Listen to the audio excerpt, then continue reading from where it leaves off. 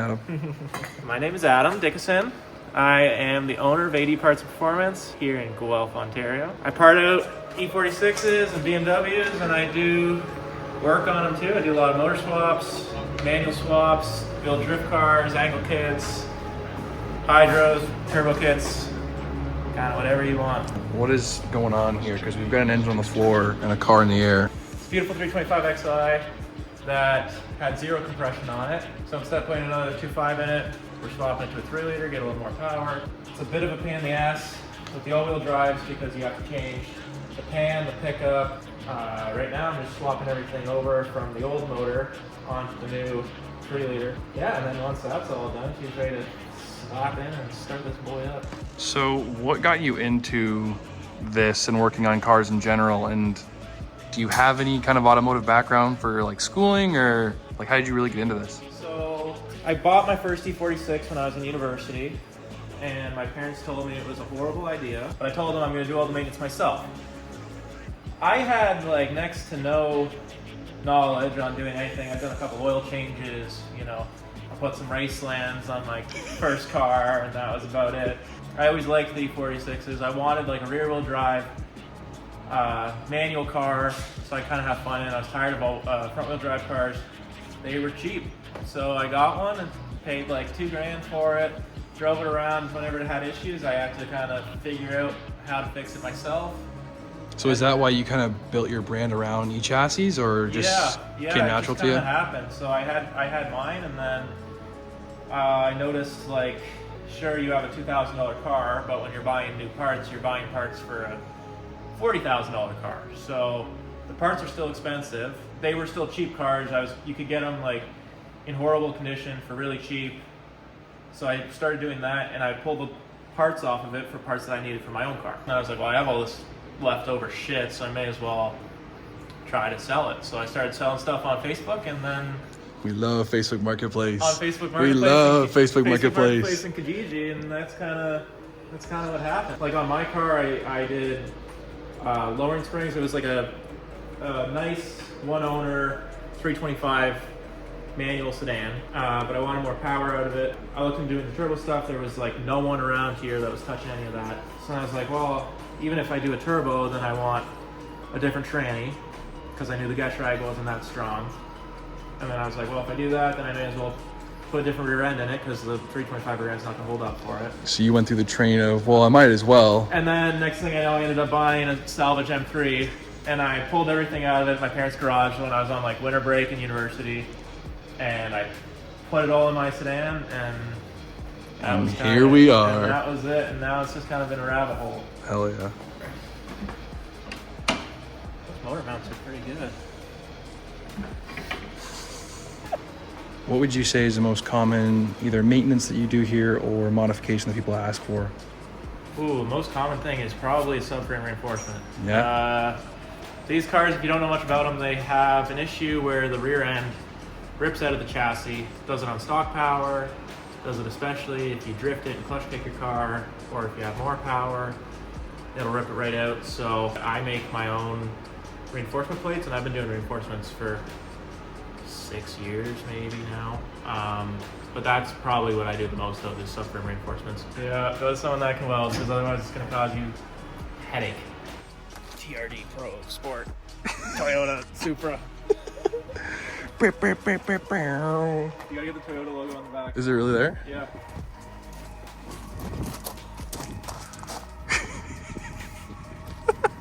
It's the only JDM thing we got here. Are you forklift certified? Sure. What's something you hate about either drifting or working on cars in general?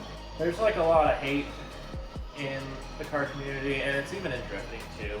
You know, if you don't do things how everyone thinks that things should be done, they'll talk shit about you or whatever. Even like some of these events, you know, they won't let you go to these events because your car's not cool enough, or you know, your car doesn't look good enough, which for grassroots drifting, I don't think that should really be a big part of it. You want people to come out to your events, and you want to, you know, get people into drifting and get people into like motorsports and stuff. it makes it harder for people to want to start getting into it. So Do you think that's like a Canadian attitude, or is that just drifting grassroots in general in North America? It's just in general, yeah. I mean, it seems like the North American car culture is just like, it's kind of like toxic. And then you see stuff like in Europe, European drifters, and it has wheels. Nice. yeah, their cars are shit, but these guys are just going out and having fun, and no one cares. Like, no one cares what your car looks like. Yeah. As long as you're, not out there being an idiot totaling everyone else's cars, they're fine with it. But here, like, it's like frowned upon to be driving like a bit more of like a beater car. If we can kind of get the culture to be like a little more accepting to people with maybe say like not as much budget, right? Like, not everyone can put $15,000-$20,000 into their car and make it this like beautiful masterpiece and then go out and smash it up. It doesn't make sense for a lot of people. Most people want $2,000 beater. They slap some coilovers on it, maybe an angle kit, and they just go out and bang around with their friends and have fun. And that's what I think is cool about drifting. And that's how I started drifting, was like a low budget car, low power, and just kind of going out and having fun with my friends. And that was like the best. And then once you start like complicating it, it kind of takes some of the fun out of it. But you just have to kind of find ways to... Just don't worry, go have fun. Yeah, just bring your car out and have fun. Yeah. Or like, you're like, oh, he's drifting on like rep rims. Of course I'm gonna drift on rep rims. Of course. Like, I'm on OEM wheels because they're $30 a piece. I don't want, VSK. I don't want to be running a $3,000 set of wheels and get all mad if I go off track and bang one up or bend a rim or something like that. But in Ontario, Ontario cars suck. They all get rotten. They all are in horrible condition for the most part. So expecting people to have these pristine cars that they're willing to take out to the track and beat the shit out of is like not a realistic expectation to me. But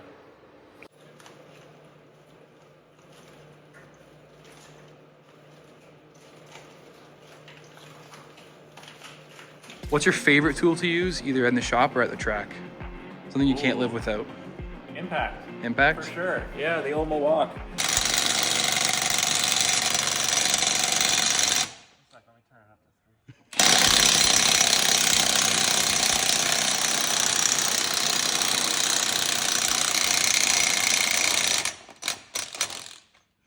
It's tight. That's all she got.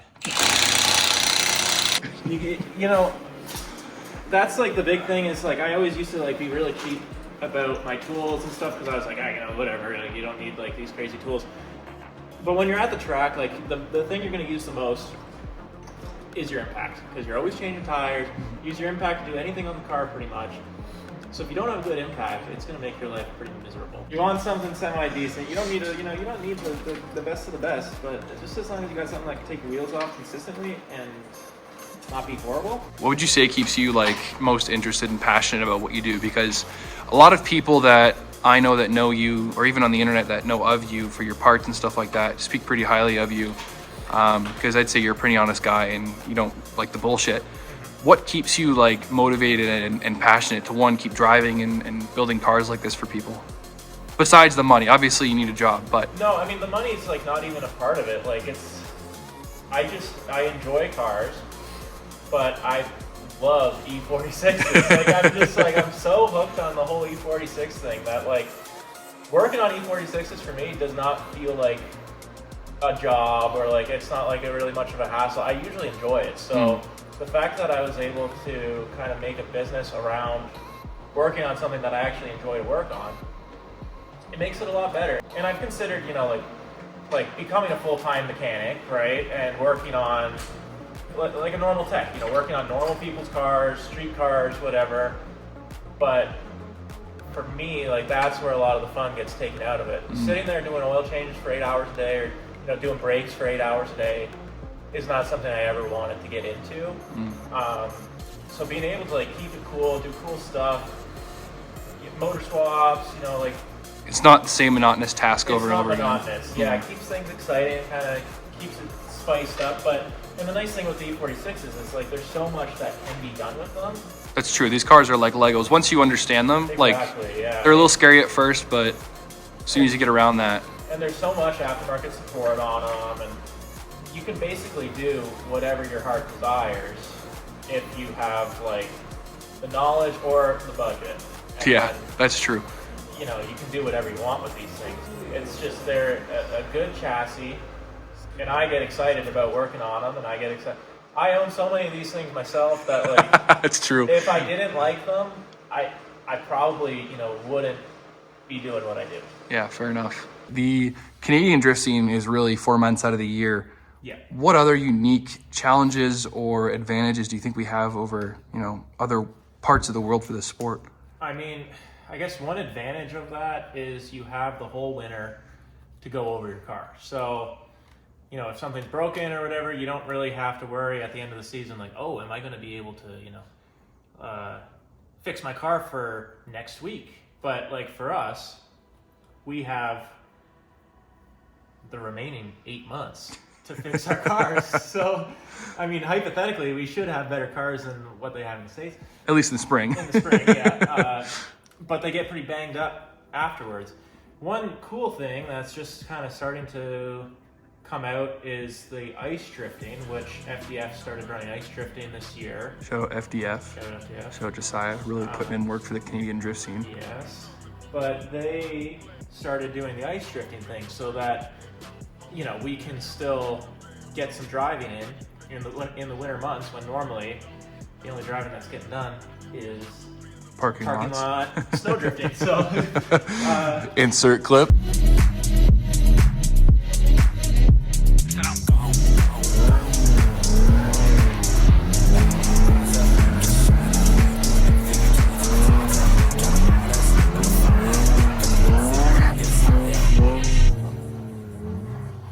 parking lot snow drifting. So it makes it a little more legit, and then you don't have to worry about police because you're on a track, the ice. But that's one thing that, like, you know, Florida boys don't get is they don't have the ability to be able to go snow drifting because they don't get snow. I heard from other people that the ice drifting is like very translatable to drifting on the dry. So, you know, it's going to be like really good practice for people in the off season to be able to go out, you know, drift on the ice, not have to use a bunch of tires, not really have that much operational cost like what you do in the dry. Your BMW probably doesn't overheat as easily as well. It doesn't overheat, and because it's cold. And, you know, you can just spin a bunch of laps. Like I was hearing from guys saying that, you know, they drove more laps in one day on the ice than they drove their first 4 years of drifting. Wow. So it's great for seat time, and I think that the ice drifting, if it is actually very translatable, then it's going to make some pretty good Ontario drifters, I think. And then, you know, maybe we got a chance going against the American boys, but yeah. Well, even Tommy Lemaire is doing a pretty good job in FD right now. I know Yeah.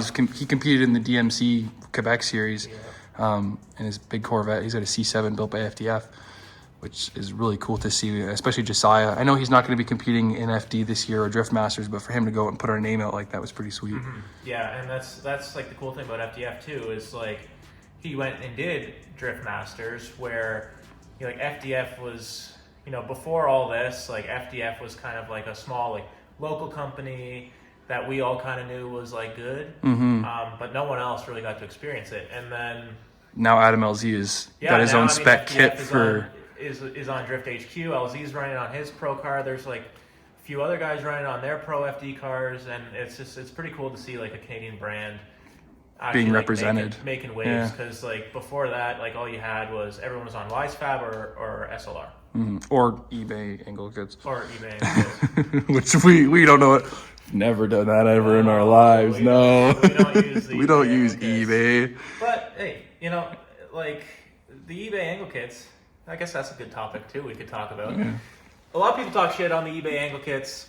I personally love the eBay angle kits. I know you have an opinion. I love them. I think they're great. Like for a budget kit, you really can't get any better. Sure, it's, you know, it's a knockoff SLR kit, but for the amount of performance you get per dollar, it doesn't always make the most sense. If someone, someone driving a stock 325 or a stock 330, they don't need a $3,000 angle kit on their car. I can't afford a $3,000 kit unless you want to sponsor us, but we can't afford that shit. Usually those angle kits are more expensive than the actual car itself. 100%. So if you can get, a cheaper angle kit, it'll have more than enough angle for you. And I was just talking to Ahmed about it earlier. Like, I have just found the limit of the China angle kit after I put another 100 wheel on my car. Before that, even stock LS 300 wheel, I never really found the limit of that China kit, because you can't be going fast. Like, you can't go fast enough to use all the angle that it has. Mm. Now, with 400 wheel, you notice it a little bit, where the angle kind of starts to feel like a slight limitation. But even then, I'm not driving comp. I do a couple rounds of CDS for fun. I'm not out here trying to, become pro. So for me, it doesn't, I can't justify spending $3,000 on an angle kit when it does, my China kit does 95% of what. And for what we're doing, 95% is enough. Is more than enough, right? Yeah. And for most people, it will be more than enough. 100%. Anyone with a stock 325 or 330, it's more than enough. Mm-hmm. So even Josiah, he's starting to make like a mini Mantis for the E46. CNC 71 makes a knuckle adapter for the E46. So those are all good budget options to get more angle out of your car for cheap. And you don't, everyone thinks you have to spend crazy money to be able to get a good car, when the majority of the time you keep up on your maintenance and you spend your money smart, and then you have tire budget for the year. But even even LZ, right? LZ last year, I don't know if he is this year, but last year he was still running, a stock tank on his car. Mm-hmm. Which is he just switched this year. That's kind of unheard of on a pro car, is to run a stock gas tank. Mm-hmm. So he was still running a stock tank. He was still running a front mount rad. And, he has unlimited budget. So if someone with unlimited budget isn't changing those things on their pro car, there's no reason for your, 190 horsepower grassroots car to have fuel cell. A fuel cell and a rear mount? In a rear mount. It's not needed. It's overkill. And that's one thing. Everyone tries to overbuild their car. They want to, put all these cool parts on it and, this and that. I guess that is part of the fun of it, is, buying cool stuff and putting it on your car. But then you shouldn't go complain about having no money, because that's true. You could have spent it in better ways, and then you get out drifting more. The cheaper you are into your car, the more laps you can spin, which makes you a better driver and have more fun. Better driver. So if you're just getting into drifting, the best thing to do is get a cheap car and just run it. Well, that was my next question. Obviously, you're a little biased towards the E46 platform. Yeah. But you can't really complain. You weld a diff, maybe some reinforcements, and you're on the track for a whole day, and you're not going to break anything if you get a 330. Yeah. Because the power steering pump on a 325 will explode pretty much immediately. It will, yeah. But even that's still pretty cheap. The E46 for a starter drift car makes the most sense. You can still find them for pretty cheap here. Mm-hmm. A couple grand, you can get a manual 325 or something like that, and that's more than enough. You weld the diff, and send it. You don't need an angle kit when you're first starting out. You don't need a hydro. You don't need a hydro when you're first starting out. Maybe coilovers and a welded diff. Mm-hmm. And you can get Raceland coilovers is better than stock suspension. Yeah, it's better than stock suspension. Or free max piss rods off of a car that's 3 years old on top of Adam's trailer that he said you could steal. Yeah, so you can always do something like that. And just know him, and he'll give you a good deal. That's one of the other things. Yeah, hey, if I got something that... If you're in Ontario and you need E46 parts, he's the godfather.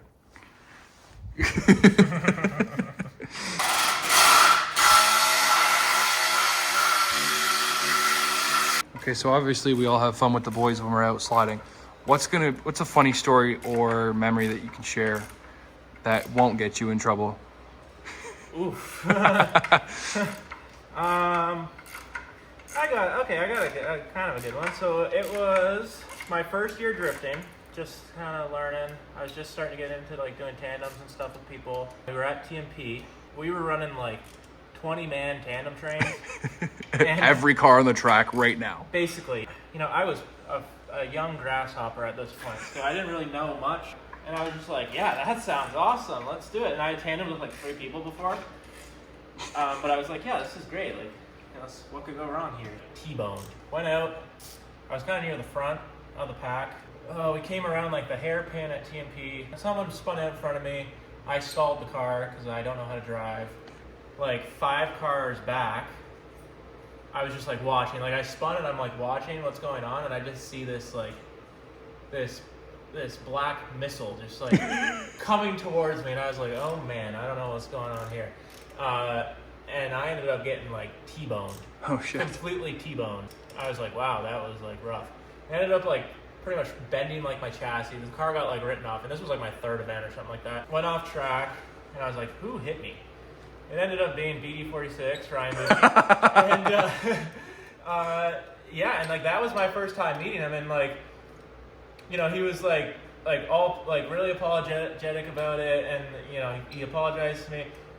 But that's how like me and him started becoming friends, because like we just like, I laughed it off, he laughed it off, and we went out and we drove the rest of the day together, just banging doors and having fun, because at that point both our cars were written off, so it really didn't matter that much. That's true, yeah. And yeah, that was kind of like my first introduction to like crashing while drifting. But that's how it should be. So I mean, even now, like when someone crashes into me or something like that, that's part of it. You know, you don't make a big deal about it. Like you're on track, something's gonna happen. It's the name of the game. So. Is that one of like maybe one of the bigger mistakes you might have made in drifting, or something else that comes to mind? I mean, probably my biggest mistake was like at a CSCS, and I was talking with Chris Drift Amigo, and he had written off like 2 chassis that year already, going into the wall at TMP first turn. And I was making fun of him. I was like, yeah, how can you like write off a car, you know, going into the wall? I was like, you're an idiot, you know, like whatever. And he was like, yeah, well, you should try to like do a big flick into the wall. And I was like, yeah, I'll do a big flick into the wall, and I won't write my shit off too. And he said to me before I went out, he said, make sure you warm your front tires up. Otherwise, you're going to go into the wall, because that's what happened to me both times. And I was like, yeah, you know, whatever, sure thing. So I went out, did like a clutch dump in first gear, like for about 3 seconds, and I was like, yeah, my tires are warm. Didn't touch the fronts. Went out, CSCS, there was like, I don't know, a lot of people watching, and I was the first car out for the session. Oh no. And I went out and went to go flick it into the wall, and creamed the wall. Like, I hit the front of my car so bad, my ankle kit was like folded in half. The whole side of my car got like side swiped. I think I smashed the glass out on one of the windows too. And I came limping back to the pits feeling like the biggest idiot imaginable, because I was like, I just teased drive this guy of shame for the last hour about how he didn't do it, and I went out and did the identical thing, but I probably hit my car a lot worse than he did. So that was a good lesson. Always warm up your front tires if you're gonna try to huck it into the wall at TMP. Otherwise, it's not gonna be fun.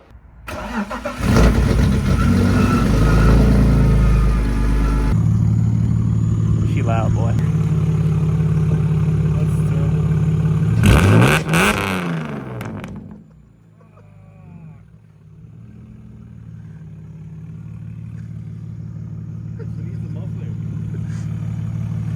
I just sold one. I gave mine to Nikhil. It was